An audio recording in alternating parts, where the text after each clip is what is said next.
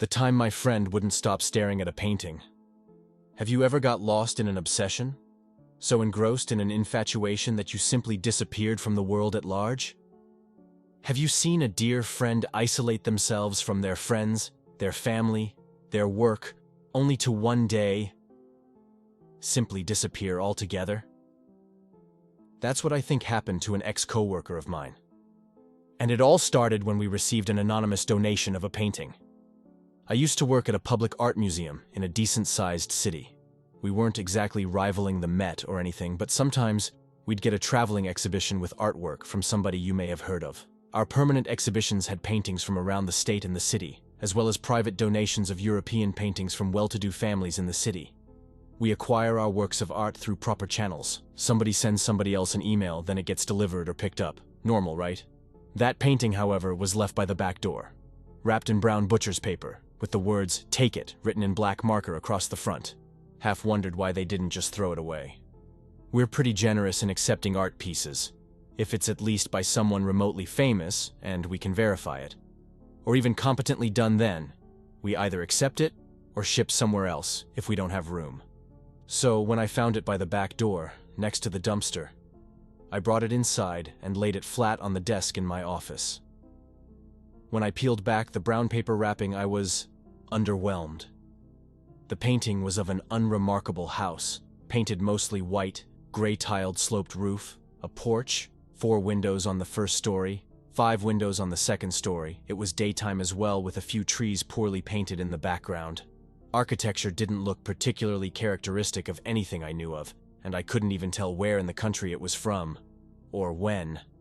But other than that, the painting itself wasn't well done. I think the proportions of the house may have been wrong just from looking at it, and the color scheme seemed to be inconsistent from one side to the other, as if the painter resumed coloring it after a few days but ran out of the original paint they were using. Almost on cue, the museum's foremost appraiser and my best friend at work. Ben walked in, unannounced as usual, and stood next to me, looking at the painting. "I didn't know we were getting a new piece," he said in a mocking tone. "I found this by the dumpster outside. Thought it was something of value," I replied. Ben waved his hand over the house. "Clearly not. You should finish the job and actually throw it in the dumpster." I shrugged my shoulders. "It might be something of value, maybe. I don't know. That's your job," I said to him with a smile. Unceremoniously, he picked it up with both hands and flipped it over.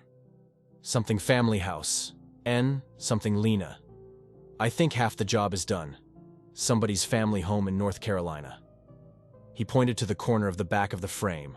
Although half of it was worn out, you could still see family house and N. Helena written there. I don't think we'll end up keeping it, but check it out before we ship it out, okay? I wish I didn't tell him that. I wish I told him to throw it in the dumpster where I found it, but I didn't. So I went back to my normal duties for the rest of the day and didn't see him until I arrived to work the following day, where I found him sitting in his office, staring at the painting. I raised my hand to say hello, but he was so damn fixated on the painting, he either ignored me or didn't see me. Said hello to get his attention, but his damned eyes just stared at the painting. I walked around and placed my hand on his shoulder to wake him out of his trance, but he barely moved and just kept staring at the painting. "Oh, hello." He mumbled rather unenthusiastically. "Rude. Sounds like you haven't got any sleep. Just working on this painting, like you said." I turned to look at the painting, the seemingly unremarkable painting, and noticed that it had changed. It was still the same house, that same white 2-storied house with the gray tiles and the front porch. But somehow, seemingly, it had changed from daytime to night. And now, again, I was slightly shocked and questioning what I was seeing, because now there was a slender brunette woman in a sleeveless light pink dress on the front porch, leaning against the rails and staring off into the side, illuminated only by the light coming from inside through the window. It just didn't make sense. It just wasn't how I left it. "She just looks so sad, doesn't she?" Ben said to me in a low voice, like all the energy had been sapped from him. "Ben, have you changed the painting?" Restored it in any way? Painted over it? There was a pause. Then Ben said, No, I haven't. She's always been this way. Ben, no, seriously. I swear it was daytime in the painting. And she definitely wasn't there. I don't know what you're talking about. Not trusting my lying eyes, I whipped out my phone and took a few snapshots of the painting. Then I looked back at Ben, noticing his red sunken eyes. Concerned for my friend, I picked up the painting to his almost immediate protest. I'm just going to put this in the storage room for the time being, and I need to save her. You need to get something to eat, I think. Honestly, Ben, it's just a crappy painting. I left Ben to mumble to himself at his desk as I whisked the painting away to the storage room. Taking a good look at it, I realized that color discrepancy I noticed yesterday was gone. It had almost become lifelike, almost real. But I shook my head and snapped out of it. I decided to just leave Ben to do some more research while I found another museum or art gallery to take the painting. When I got back to my office, I emailed the photos of the painting to at least one museum in every state. Now, you're probably thinking that's excessive, but I just wanted to get rid of the damn thing. There was something unnerving about the way it was affecting Ben. After that, I shot off some emails, reviewed our upcoming exhibitions, and dealt with a few customer complaints about the state of our air conditioning. It wasn't busier than any other day, but it was consistent work, so it meant a late lunch from our museum's cafe. Bought a slice of cake for Ben as well and brought it to his office, only to find him sitting against the wall, staring at that same painting leaning against the side of his desk. He didn't say anything as I walked up to him and placed the cake in the box next to him on the ground.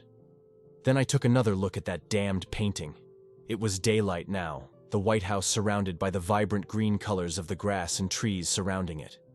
Then there was that same brunette woman in the light pink dress. This time, she was sitting on the steps leading up to the porch.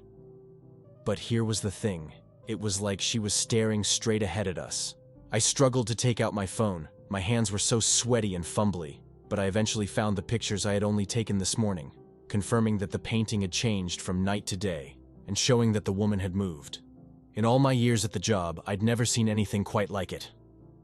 The thought that a painting, a still image created from dry pigment and canvas, could change so rapidly started to spur my imagination. Then I decided that Ben was playing a prank with me. Ben, where'd you put that painting from this morning? As fantastical as it may seem, I concluded that Ben had created a whole new painting, just to mess with me. It's the same painting from this morning, he said drolly, pointing to the painting leaning against his desk. Okay, but Ben, it looks different. It looked like that when I brought it out the storage room. Ben, you didn't paint over it, did you?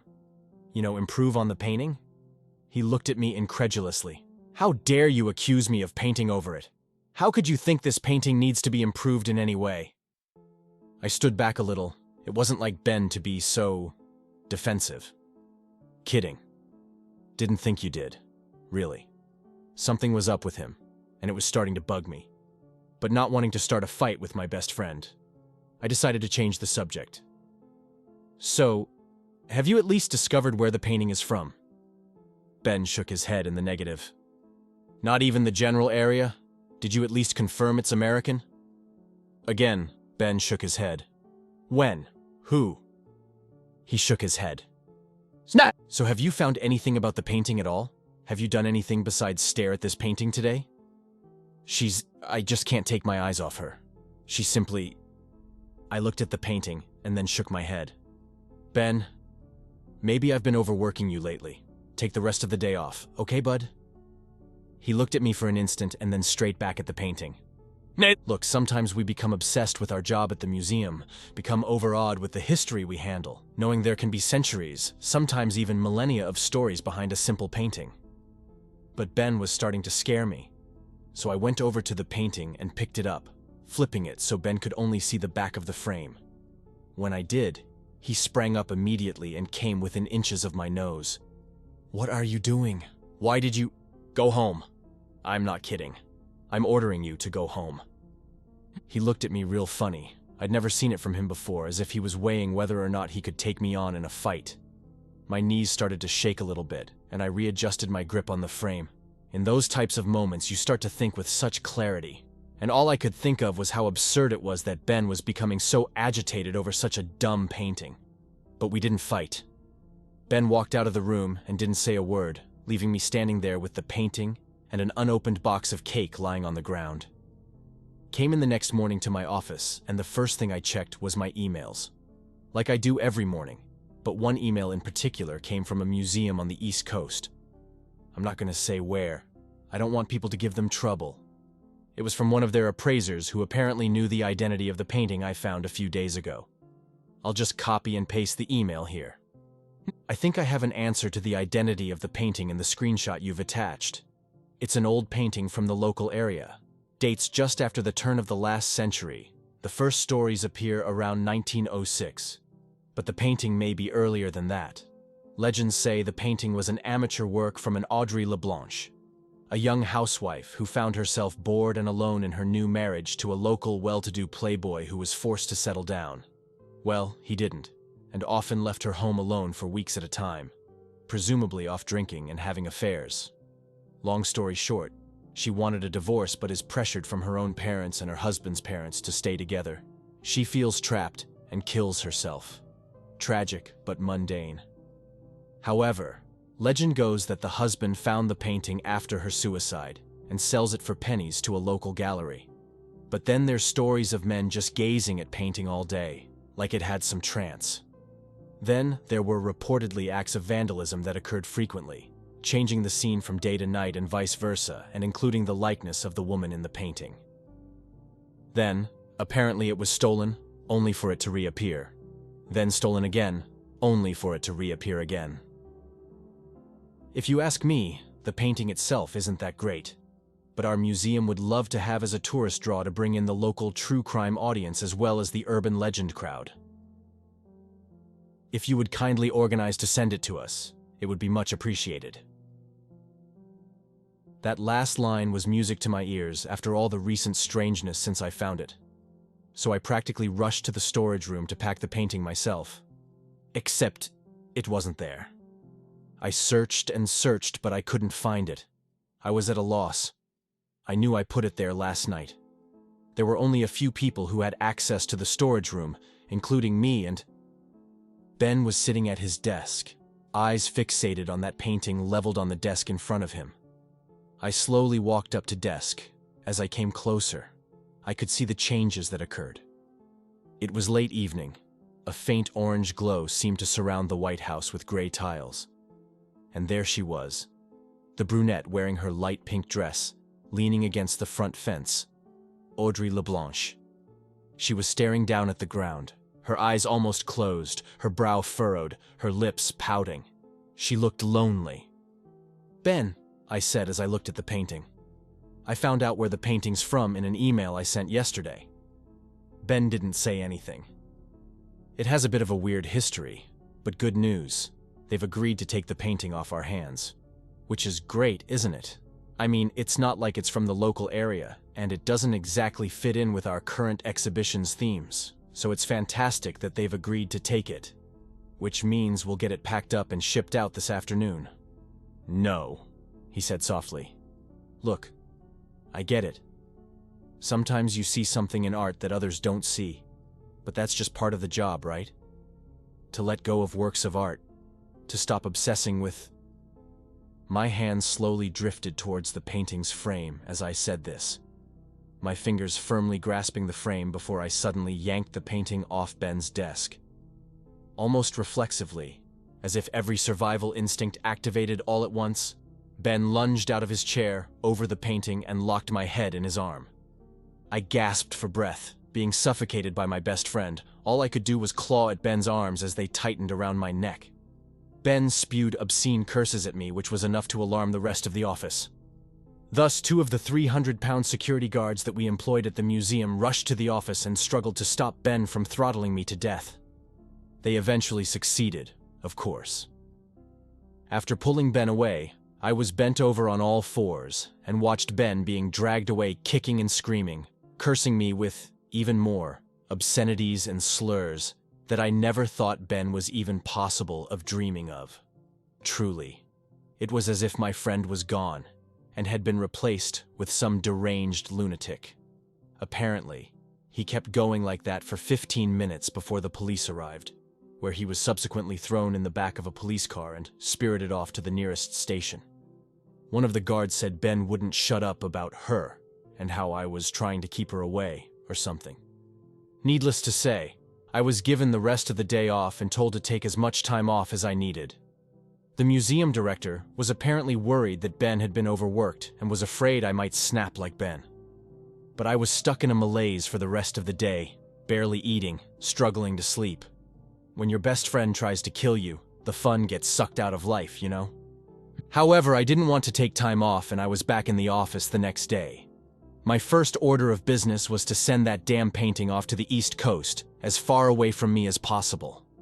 I had the packaging, the labels, and the stamps all ready to go when I found the painting in the storage room. Out of sheer curiosity, out of all the hell I've been put through, I had one last look at the painting. It was like the first time I saw it. Daytime. Weird color inconsistency across the painting. But there was the brunette in the light pink dress, standing before the front door, smiling and holding hands with a man, and I swear on my life, a man that looked strangely like Ben. Sick of it all, I practically threw the painting in my prepared box and handed it straight over to the courier waiting for me by the back door. It's been a year since I received that painting. Ben was never seen again. As far as the museum knows, he was released later that afternoon after he settled down and was going to be given a suspension, but no one could contact him. Personally, I wanted him to come back. That outburst was so unlike him. I thought he would return to work like his usual self, feel really sorry, and buy me cake from the cafe for a month. I even visited his home, but I didn't find him there. Even contacted his parents and his other friends, but nobody's seen him since that day. He's practically vanished into thin air. If I told people that I thought Ben was in the painting now, after all this time, people would want to know what hard drugs I was taking. Hopefully he reads this post and comes back. No hard feelings.